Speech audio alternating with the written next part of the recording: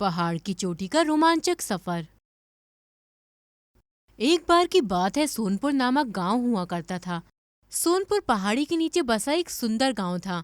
सोनपुर की लोकप्रियता ऊंचे ऊंचे पहाड़ों के कारण बनी हुई थी।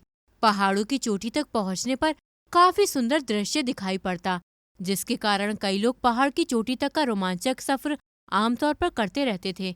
जंगलों से ढका पहाड़ मानसून के वक्त काफी हरा भरा दिखता था।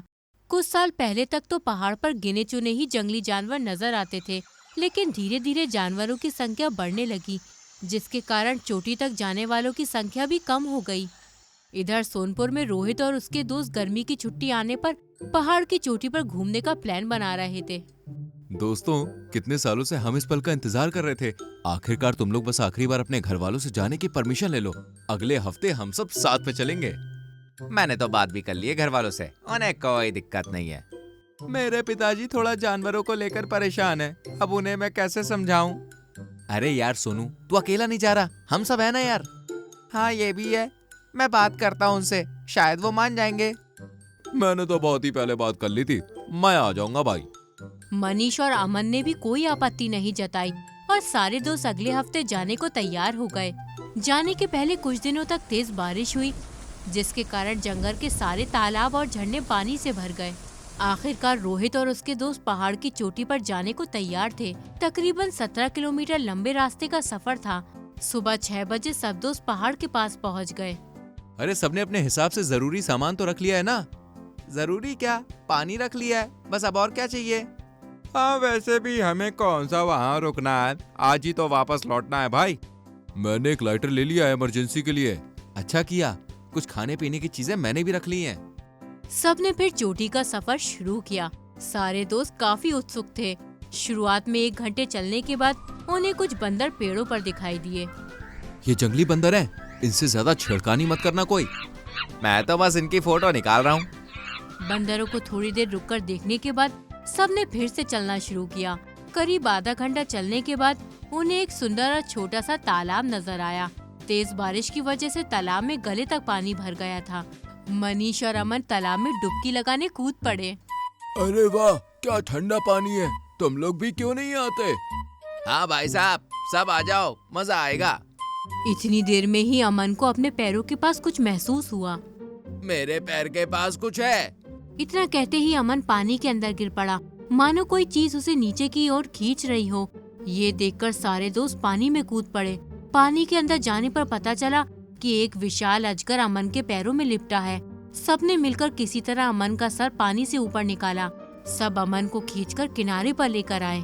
आकाश ने तुरंत अपने बैग से लाइटर निकाला और अजगर की चमड़ी को जलाने लगा, जिससे अजगर ने अपनी पकड़ ढीली कर दी और सबने मिलकर उससे अमन को छुटकारा दिला दिया।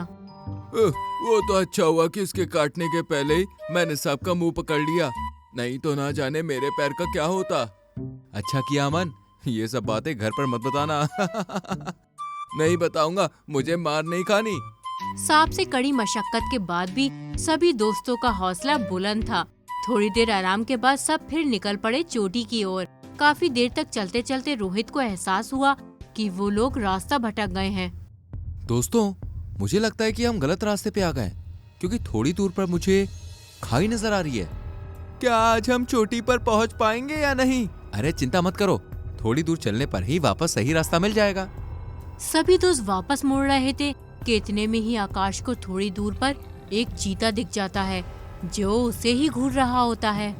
दोस्तों, सब मेरे पास आओ बिना ज्यादा शोर किए। सब समझ जाते हैं कि कुछ गड़बड़ है। सब शांत रहो और डरने की जरूरत नहीं है, वो अकेला है और हम 6।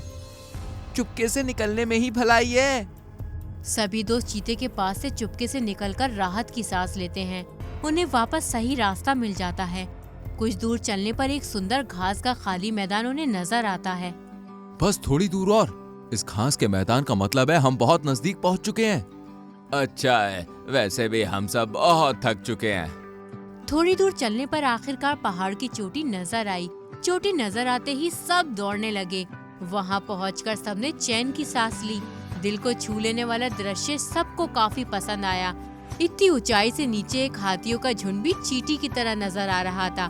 सबने वहाँ रुककर कुछ खाया, तस्वीरें खिंचवाई और वापस आने को तैयार हो गए।